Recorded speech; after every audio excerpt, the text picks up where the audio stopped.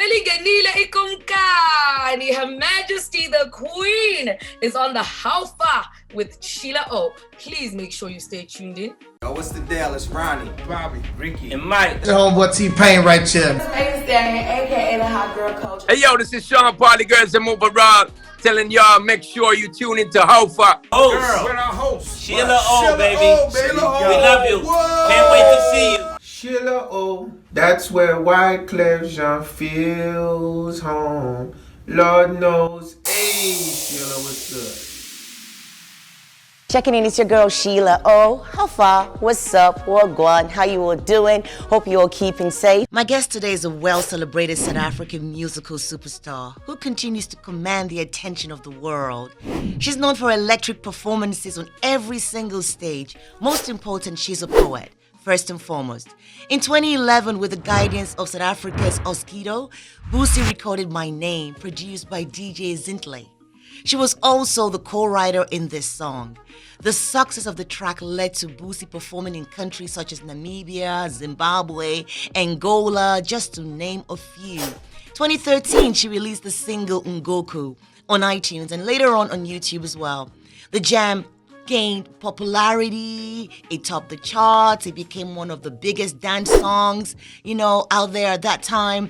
Besides creating poetry and award-winning albums, my girl Busi facilitates children's workshops. She guides and assists children to appreciate the importance of visual arts and poetry. In 2019, superstar music idol Beyonce, you all know that's my personal girl, revealed the list of the 40 tracks in her latest Beyonce album, The Lion King, The Gift.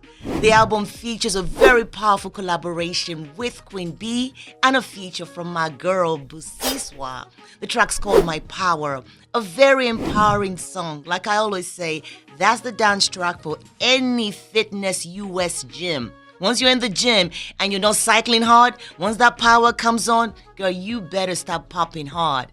Today, we now have the opportunity to find out if this South African diva queen is now a Malian. Because she has a top charting controversial power tune with Naira Marley titled I'm Coming.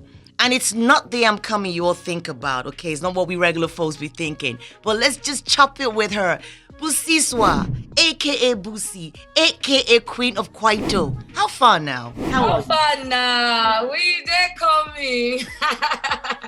Sheila, what's good? It's so nice to meet you. I'm good, Queen. I'm good. You have been so busy. I'm going to jump straight into it. You've been so busy. You've been setting and reaching goals. Getting your song, the song you featured in Gobisco, featured in blockbuster movies like Black Panther, Chipmunks.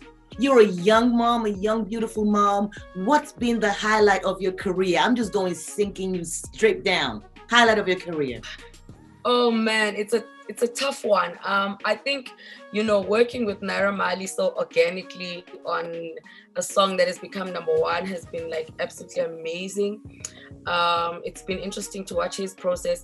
But of course, being on the My Power music video that Beyonce directed herself is really unforgettable. I mean, it is the kind of experience that you don't leave from the same. You have to be different after that experience. And it was everything you can imagine it to be and more. I can imagine. You were raised by your grandma. I was raised by my grandma as well, so we're special, those of us raised by grandmas, But you also became a poet. You developed a love for reading and writing from a very young age, and now you're an established artist. Mm-hmm. Would you say the uniqueness of being a poet has credits to the way you lyrically sound right now today, and why you are different in South Africa? Because you are different. Look, definitely. I think being articulate is very important.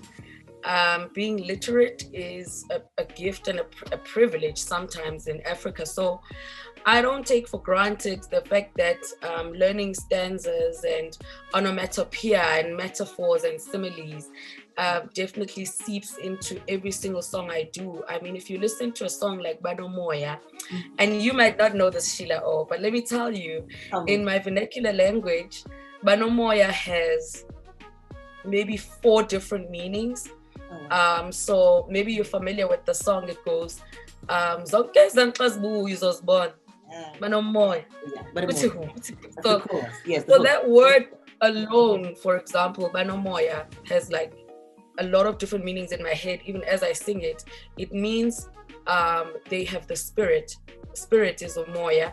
The wind is Umoya. So you know when people walk into a room and it feels like a personal wind is blowing, it means energy. Umoya is also your energy. How much energy do you have? So I'm singing about women and the energy that they bring into a room. But Umoya also means gas. You know, and so you know you got gas, like you gassed up, but also when you have gas and you need to like fart or something like that. But so all of these layers I'm able to achieve that in my music because of the poetry background. I wouldn't otherwise be able to articulate myself so widely if I didn't read as much. House music has its heart in Chicago. Chicago is obviously where Afrozons is based. We are the only Afrobeat show that's nationally syndicated in the US of A's, period. And we don't take that for granted. We always give God the glory because it puts us in a position to be able to position Afrobeat and piano music and be in the forefront. It's the only national syndicated show in the States. So Chicago believes that house originates from them, but South Africa believes that house originates from them. So sorry, what? Where do you think house originates from, and also what made you dabble into house music? Because being a poet, you just went into music, so why choose house? So answer the first one. Where's house originated from, and why house music for BUSISWA? Look, house music is South African, and I'm familiar with Chicago house. Chicago house is iconic. You know, it is classic, it is timeless, it is full of soul, and it's from a good place. But South African house music, and I mean with pop music that came through in the 80s all over the world, South African producers and DJs started to play around with the tempos, and that's where house music originated from. So you know, I give you credit. You have an amazing house music scene over there, but the original. And I say that also because you can see the rate at which house music develops and changes in South Africa. There's no other place in the world where you see the kind of dedication to house music, to dance music in general, as you will see it in South Africa. So Afro house is a variation of the original house music that originated in the 80s, in the 70s. And, you know, later on, Kwaito developed from house music. Later on, Gqom developed. It's a subgenre of house music. Later on, Amapiano is taking over the world, and that too is a subgenre of house music. So there is nobody flipping the script when it comes to house music the way South Africans are. We love house music, and we live house music. For me personally, you know, I met two gentlemen producers, Sabubs and DJ Klep. They were with Uhuru, and they asked me if I want to try my poetry on some house songs. And when we decided to do that, it worked out so well for us that we were like, there's no going back. This is it. Like, this is where I belong. I belong on the stage, dancing and chanting. You know, there's no better dream for me.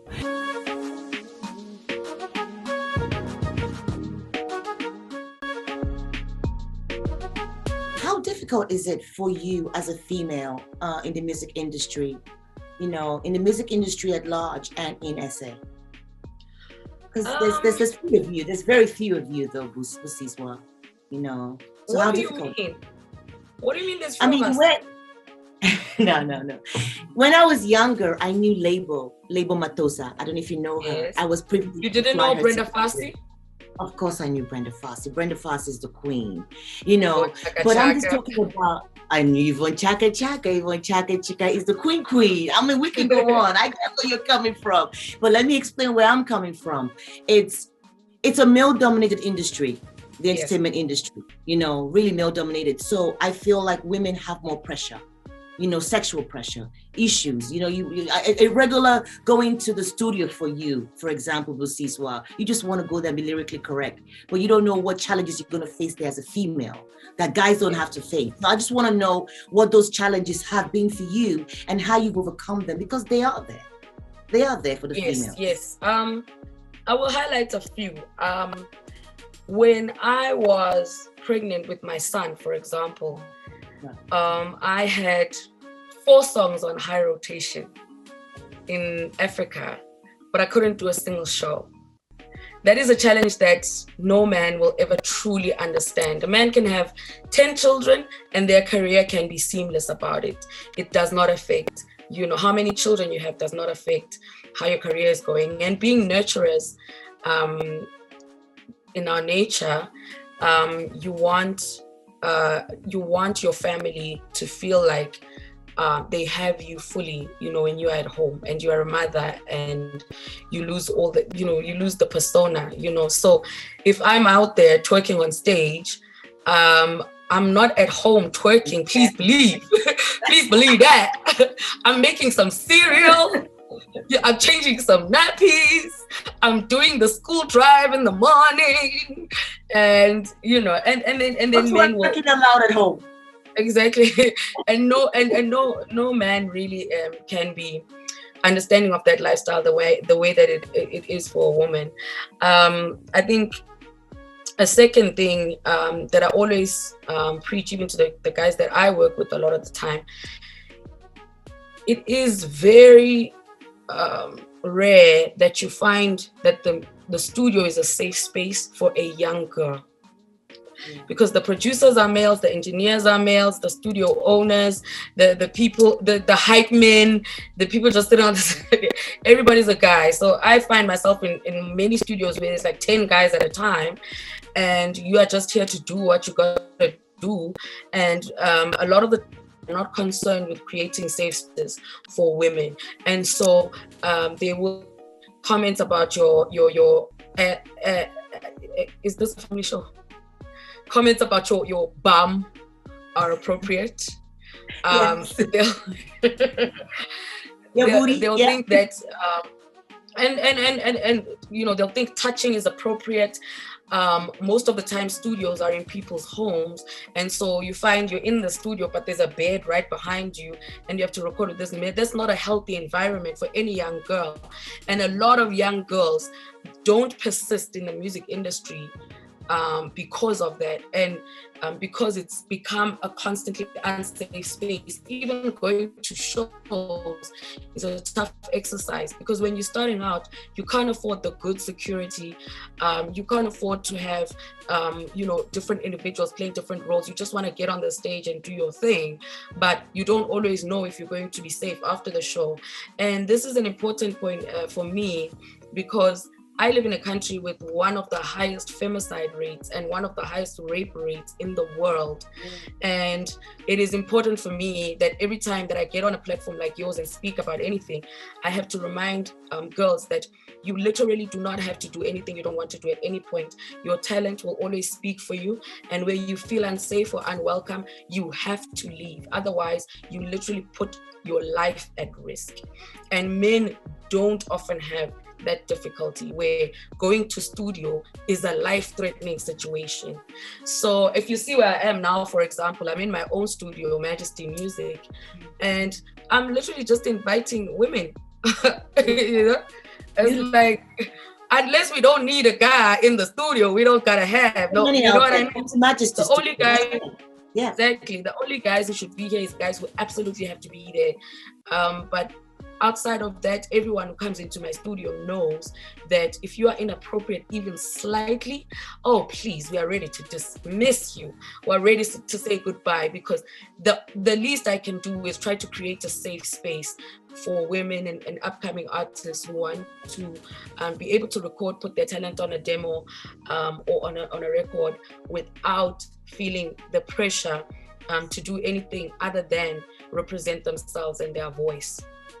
That's another, challenge that has been faced. But I think also, thirdly, I can safely say, as another challenge, I'm pretty sure that male artists on the same rating scale as me are probably paid more than me.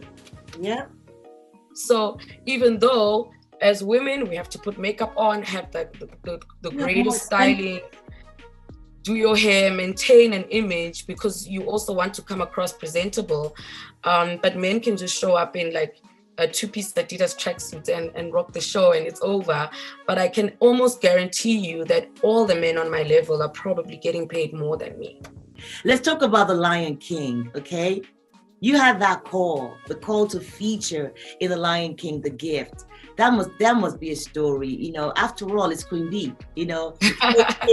Queen Bee, the mother of the beehives. Can you share that experience with us, you know, the feature you had with this track, My Power? So interestingly enough, I got the call off of social media.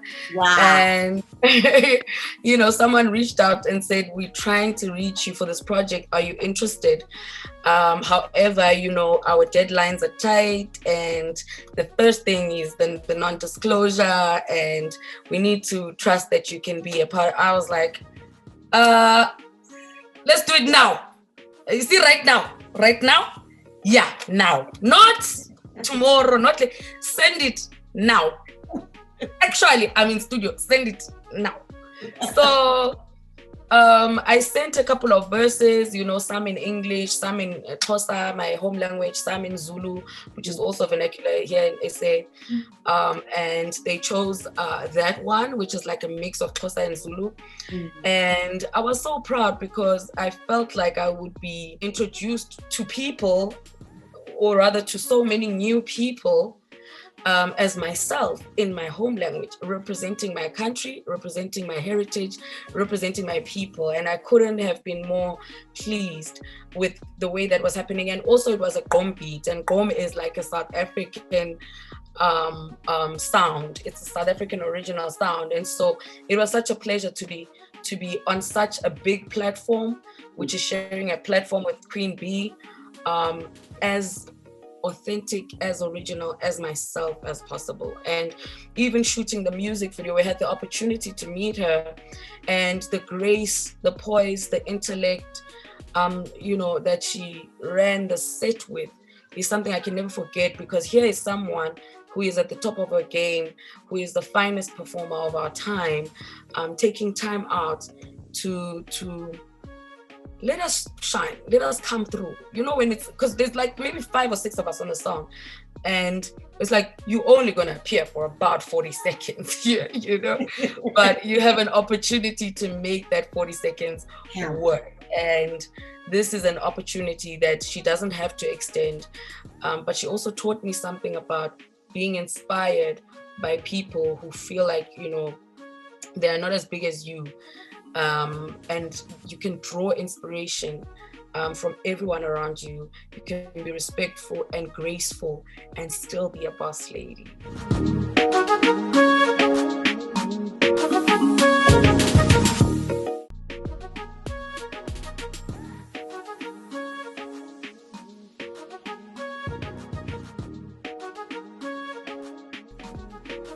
Hey, what's up? It's me, your girl, Miss London Taylor, and I am a model, brand ambassador, fitness model, just an all-around dope chick. And I have a question for my girl, Sheila O.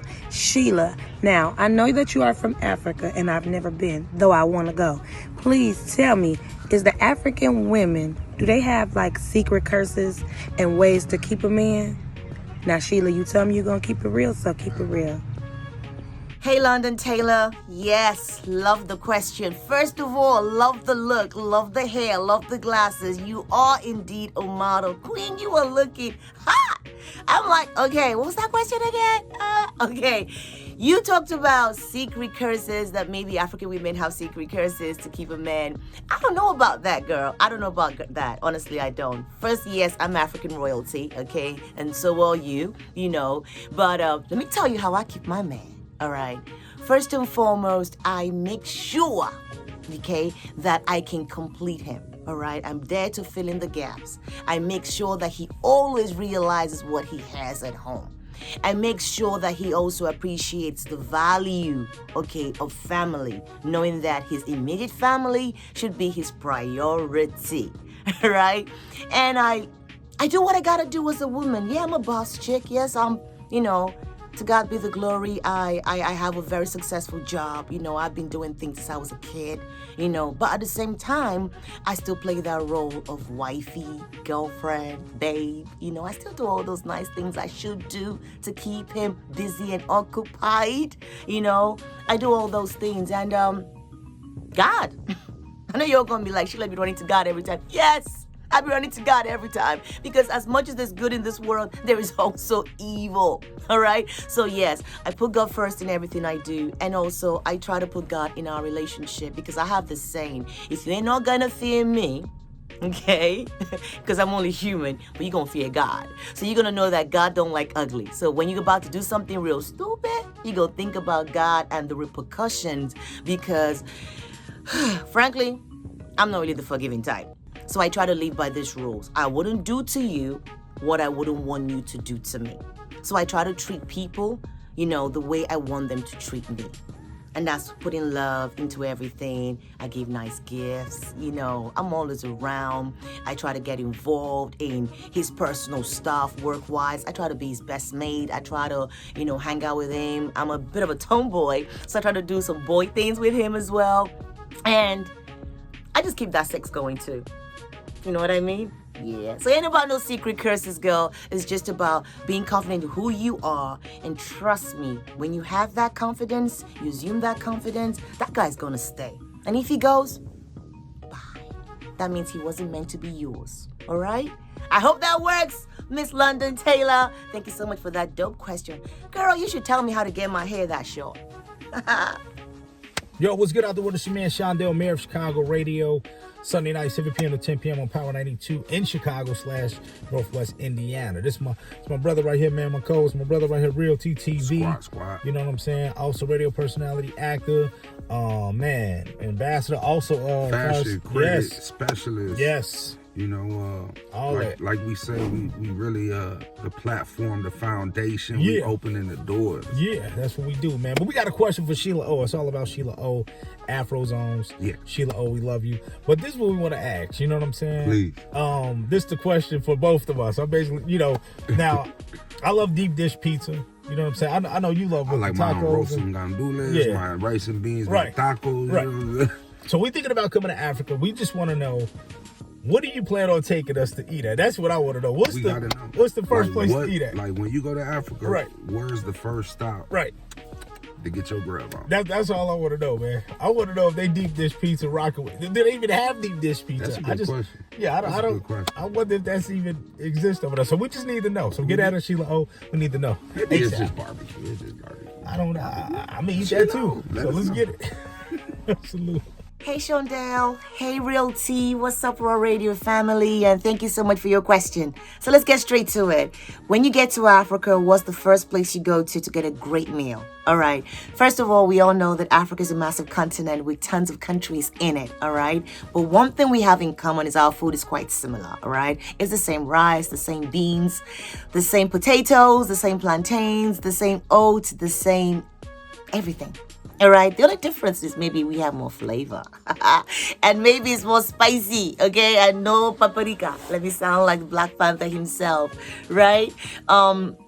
The food is great. The food is awesome. So anywhere you go will be perfect. All right. So you pick a country and you go out there and you try the food out. The best thing to do is any meal you're used to eating already, like say you like rice and beans and stuff, then go out there and ask for the same thing. All right. If it's potatoes, if it's pizza, just go out there and ask for the same thing. I promise you, taste is the same. All right. If not better.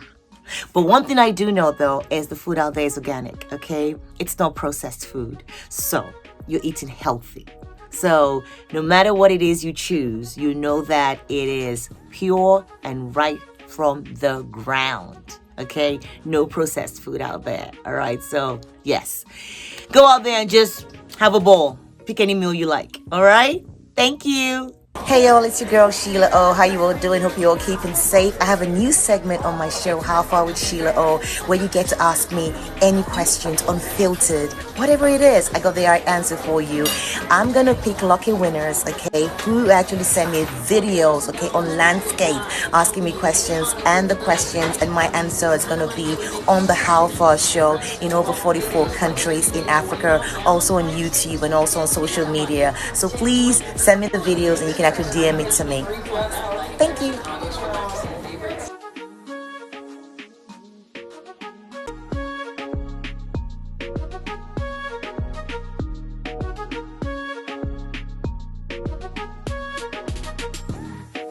She had some backlash. I don't know if you're aware. She had some backlash for the gift. People said she was taking advantage of our heritage. People said she was jumping on the bandwagon of Amapiano, Afro beats, you know, Kwaito, basically all our sounds.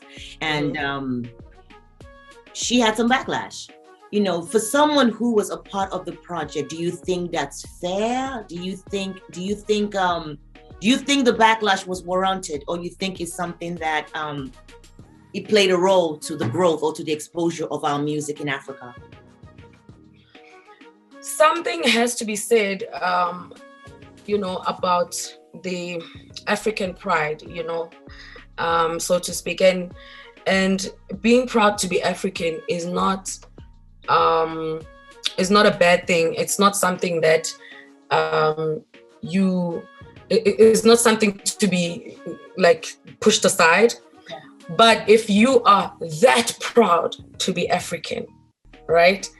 How can you have a dislike for all of our vast cultures, heritage, sound, being put on a platform that otherwise no one single artist, no one single African artist can put that much shine on the beauty and the majesty of Africa?